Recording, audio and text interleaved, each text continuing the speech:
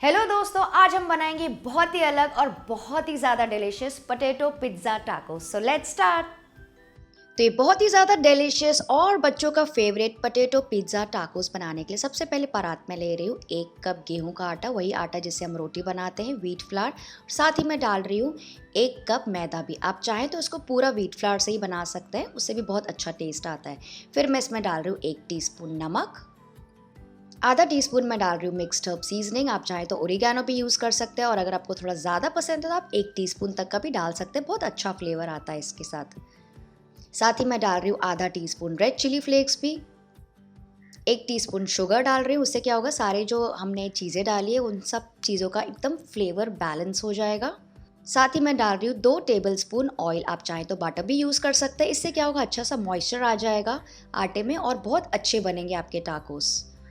तो इन सारी चीज़ों को अच्छे से मिक्स कर लेंगे, रब कर लेंगे, जैसे सारी चीज़ों में अच्छे से मसाला लग जाए, तेल अच्छे से सब में लग जाए, जैसे नॉर्मली हम मोइन देते हैं। और उसके बाद हम क्या करेंगे, इसमें थोड़ा थोड़ा करके पानी ऐड करते जाएंगे और एक सेमी सॉफ्ट आटा तैयार कर लेंगे। तो फ्रेंड्स, आपको ये ध्यान रखना है कि इसका जो आटा है ना, बहुत ज़्यादा कड़ा और या फिर बहुत ज़्यादा सॉफ्ट बिल्कुल भी नहीं होना चाहिए, क्योंकि टाकोस का एक परफेक्ट टेक्स्चर और क्रंच रहता है, तो वो हमें चाहिए। और अगर आप चाहें तो यही आटा आप दूध से भी गूँथ सकते हैं, उससे भी बहुत अच्छा फ्लेवर आता है और रिच बनेगा आपका टाकोस। तो इसको अच्छे से ऐसे गूँथते जाइए। ये देखिए सेमी सॉफ्ट आटा रेडी हो गया है। इसको हल्के गीले कपड़े से ढक के साइड में रख देंगे। तो जब तक ये आटा रेस्ट कर रहा है 15 से 20 मिनट के लिए, तब तक हम अपनी स्टफिंग तैयार कर लेते हैं। तो स्टफिंग बनाना फ्रेंड्स बहुत ही ज़्यादा आसान है। सबसे पहले मैंने यहाँ पे लिया है पैन, इसमें गरम करेंगे 1 टेबलस्पून तेल। आप चाहें तो इसके बदले मक्खन भी ले सकते हैं मज़ेदार फ्लेवर के लिए। इसमें मैं डाल रही हूँ 1 टेबलस्पून भर के चॉप किया हुआ गार्लिक। इसको फ्राई करेंगे 2 से 3 मिनट के लिए। 2 से 3 मिनट के लिए नहीं, एक्चुअली बस आधे 1 मिनट में ही फ्राई हो जाते हैं। अगर आपको एकदम crunchy golden brown fried garlic का अगर फ्लेवर पसंद है ना, तो आप इसको 2 से 3 मिनट के लिए मीडियम फ्लेम पे पकाइएगा। तो मैं इसको बस थोड़ी देर ही पका रही हूँ। जैसे इसका कच्चापन निकल जाए, हल्के गोल्डन ब्राउन होना स्टार्ट हो जाएंगे, इसमें डाल रही हूँ मैं 1 बड़ा प्याज ऐसे कटा हुआ। इसको भी हम थोड़ा देर पकाएंगे 2 से 3 मिनट के लिए, या फिर जब तक कि हल्के से गोल्डन ब्राउन होना स्टार्ट ना हो जाए, या जैसे मैं कहती हूँ इसका पसीना ना छूट जाए। तो बस इसको थोड़ी देर ही पकाएंगे और उसके बाद हम सारी वेजिटेबल्स डाल देंगे। तो यहाँ पर मैं डाल रही हूँ 1 कैप्सिकम, जो कि आधा ग्रीन और आधा रेड वाला कैप्सिकम था मेरे पास, दोनों को मैंने ऐसे चॉप कर दिया। आप चाहे तो बड़े टुकड़ों में भी रख सकते हैं, छोटे टुकड़ों में भी रख सकते हैं, जैसे आपको पसंद हो। तो इसको भी मिक्स करेंगे और कुक करेंगे बस 1 और मिनट के लिए। बहुत ज़्यादा नहीं पकाएंगे फ्रेंड्स, क्योंकि ना हमको जो कैप्सिकम का क्रंच है ना, वो हमें चाहिए बाद में, थोड़ा बाइट आना चाहिए, उसका क्रंची फ्लेवर आना चाहिए, इसके लिए बहुत ज़्यादा सॉफ्ट नहीं करेंगे। 1 ही और मिनट पकाएंगे। तो फ्रेंड्स, जब तक कैप्सिकम पक रहे हैं, अगर आपको मेरे वीडियोस रियली अच्छे लगते हैं तो इस वीडियो को लाइक ज़रूर कर दीजिएगा और अपने फ्रेंड्स के साथ भी शेयर कीजिएगा। तो बस कैप्सिकम को हल्का सा ही मैंने पकाया। उसके बाद इसमें हम डाल देंगे आधा कप बॉईल किए हुए कॉर्न्स। तो कॉर्न्स मैंने डाल दिए और इसके बाद तुरंत ही मैं डाल रही हूँ, कॉर्न्स तो पके जल्दी ही पक जाते हैं, तो उसके बाद ही मैं इसमें डाल रही हूँ 2 टमाटर ऐसे चॉप किए हुए। आप चाहें तो टमाटो का प्यूरे भी डाल सकते हैं। तो बस सारी चीज़ें एक के बाद एक डालनी है, बहुत ज़्यादा पकाना नहीं, क्योंकि स्टफिंग है तो बाद में वैसे भी इसको हम प्रोसेस करने वाले हैं टाकोस के साथ। इसको भी मिक्स करके पकाएंगे 1 और मिनट के लिए।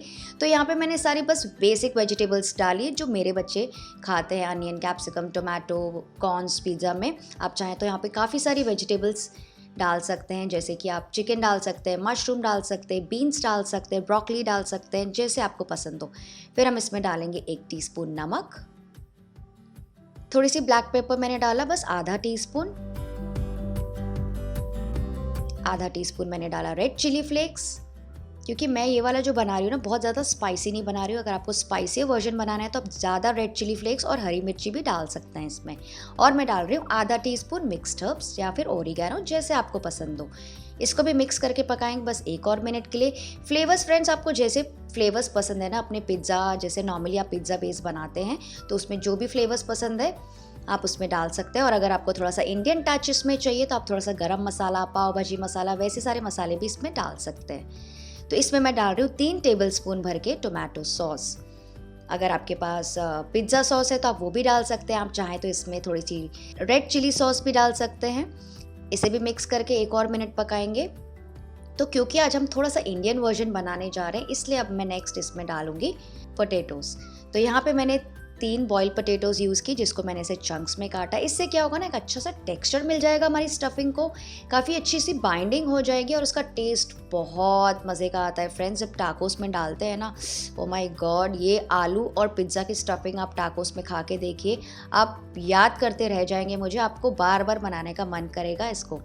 तो बस पोटैटो को भी ऐसे मिक्स करते जाइए, चाहिए तो थोड़ा मैश करते जाइए।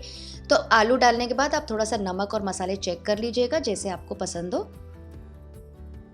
तो ये देखिए बेसिक स्टफिंग रेडी हो गई और बहुत ही बेसिक है लेकिन बहुत फ्लेवरफुल और बहुत टेस्टी लगती है। तो इसको साइड में रख देंगे थोड़े सा ठंडा होने के लिए। चलिए आटा चेक करते हैं, आटा भी अच्छे से सेट हो गया है। इसको थोड़ा सा 1 मिनट के लिए और गूंथ लेंगे और इसका छोटा सा पोर्शन निकाल लेंगे, एक बड़ी रोटी बनाने जितना, और थोड़ा सा हल्का सूखा आटा ले लेंगे क्लीन सरफेस के ऊपर और इसकी रोटी बनाना स्टार्ट करेंगे। तो इसकी एक बड़ी सी रोटी बनानी है फ्रेंड्स, तो कोशिश करके फ्रेंड्स बड़ी लोई निकालिएगा आटे की। तो क्या होगा ना, आपका वर्क आसान हो जाएगा, जल्दी से आपके 3-4 टाकोस एक रोटी में ही निकल जाएंगे क्योंकि हम उसको कट करने वाले हैं। तो ये देखिए एक बड़ी सी रोटी मैंने बना ली और इसकी मैं आपको थिकनेस भी दिखाती हूँ। हल्की सी रोटी से हल्की सी थिक है क्योंकि टाकोस जब पकते हैं ना, जब क्रंची होते हैं ना, तो उनका जो ये थिकनेस है ना वो बहुत मज़े का लगता है। और बस इसको किसी भी आप ढक्कन से ऐसे काट लीजिए, जितने बड़े या छोटे टाकोस बनाने हैं आपको। तो नॉर्मली मैं इस साइज़ के टाकोस बनाती हूँ, बहुत सुंदर भी दिखते हैं, प्रेजेंटेबल दिखते हैं और बहुत जल्दी जल्दी बन जाते हैं। तो ये देखिए इस तरह से मैंने बेल के इसको ऐसे कट कर लिया। इसी तरह से बस आप जल्दी से सारी रोटियां बेल के और सबको कट करके ऐसे रख सकते हैं। ये देखिए सारी रेडी हो गई। तो अभी ये कम्प्लीटली रेडी नहीं हुई, इसको अभी हमें सेकना है। तो यहाँ पे मैंने लिया है पैन, इसको बिना तेल और बटर के सेकते जाएंगे बस 30 से 40 सेकेंड के लिए एक तरफ, जल्दी जल्दी एक तरफ ऐसे 30 से 40 सेकेंड के लिए, फिर पलट के दूसरी तरफ भी सेक लीजिए। बस इतना कि हल्की, जैसे हल्की सी वाइट होना स्टार्ट होती है ना रोटियां, बस उतनी ही हल्की कच्ची रोटी ही हमें चाहिए क्योंकि इसको हम आगे भी पकाने वाले हैं स्टफिंग के साथ। ये देखिए आधी कच्ची पक्की रोटियां सारी रेडी हो गई है, सारे को निकाल लेंगे।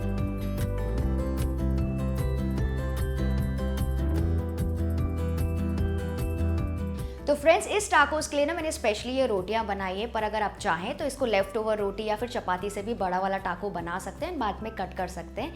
एंड जो फिलिंग मैंने बताई है ना, उसके अलावा आप इसमें डाल सकते हैं पनीर, चिकन एंड मशरूम, तो बहुत ज़्यादा डिलीशियस बनता है। तो अब एक रोटी लेंगे और उसके ऊपर लगा लेंगे tomato ketchup, simple tomato sauce. कुछ पिज़्ज़ा सॉस भी लगाने की आपको ज़रूरत बिल्कुल नहीं पड़ेगी, पर आपको चाहिए तो आप पिज़्ज़ा सॉस लगा सकते हैं, चटनी लगा सकते हैं, मेयोनीज लगा सकते हैं, जैसे आपकी पसंद हो और जैसे आपकी मर्जी हो। तो इसके ऊपर मैं डाल दूंगी आधे साइड में मोज़रेला चीज़, ऊपर से हम डाल देंगे स्टफिंग। काफ़ी सारी स्टफिंग हमें डालनी है फ्रेंड्स, कंजूसी बिल्कुल नहीं करनी है यहाँ पे। अच्छी सी स्टफिंग डाल देंगे और फिर से उसके ऊपर डाल देंगे मोज़रेला चीज़।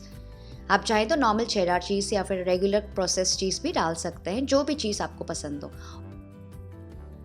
और फिर इसको ऐसे फोल्ड कर देंगे, तो उससे क्या होगा, सॉस और चीज़ की वजह से ये आपस में चिपक जाएगा। इसी तरह से बाकी के टाकोस भी रेडी कर लेंगे। सॉस लगाएंगे, चीज़ लगाएंगे, स्टफिंग लगाएंगे, चीज़ डाल के फिर से ऐसे फोल्ड कर लेंगे। देखा कितना आसान है।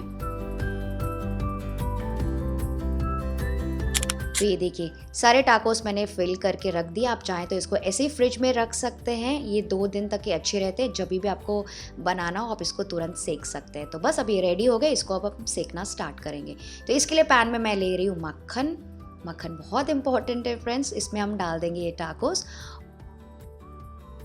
और इसको सेकेंगे दोनों तरफ से 2 से 3 मिनट के लिए, या फिर जब तक ये अच्छे से गोल्डन ब्राउन और क्रिस्पी ना हो जाए। बिल्कुल वैसे ही करारा होना चाहिए जैसे करारा आपको पसंद है। तो इसको फ्लिप कर करके पकाते जाइए। और क्योंकि टाको शेल हमने पहले भी कुक किया है तवे पे, और उसकी जो शेल है ना थोड़ी सी मोटी भी है, तो बहुत ही अच्छा क्रंची बनता है ये सेकने के बाद।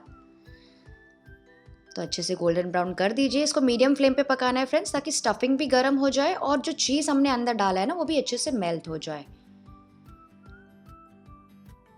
तो दोनों तरफ से बटर लगा लगा के अच्छे से उसको सेक लेंगे। तो ये देखिए दोनों तरफ से मैंने अच्छे से सेक लिया। और अब जो नीचे का हिस्सा है ना उसको चिमटे की सहायता से ऐसे सेक लेंगे। ऐसे थोड़ा सा खड़ा रख देंगे, या फिर आप क्या कर सकते हैं ना, साइड साइड में रखते जाएंगे, एक के बाद एक ऐसे साइड में प्लेस करते जाइए। बेसिकली जो इसका नीचे का पोर्शन है ना वो भी अच्छे से सिक जाएगा।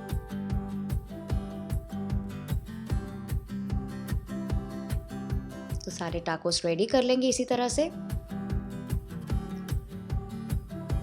तो ये देखिए, super flavourful, super easy, super delicious सारे पोटैटो पिज़्ज़ा टाकोस रेडी हो गए। इसको प्लेट अप कर देंगे और इसको एंजॉय करने के लिए फ्रेंड्स आपको कोई भी टोमेटो सॉस, चटनी, डिप किसी भी चीज़ की ज़रूरत बिल्कुल भी नहीं है।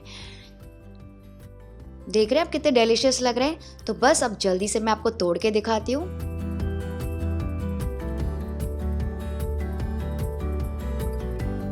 सुपर चीज़ी, सुपर अमेजिंग फ्रेंड्स, मैं आपको क्या बताऊँ, इसे ज़रूर ट्राई करना आप और मुझे कमेंट करके बताना कि आपको कैसा लगा और आपने टाकोस और कहाँ पे खाया वो भी मुझे कमेंट करके बताइएगा।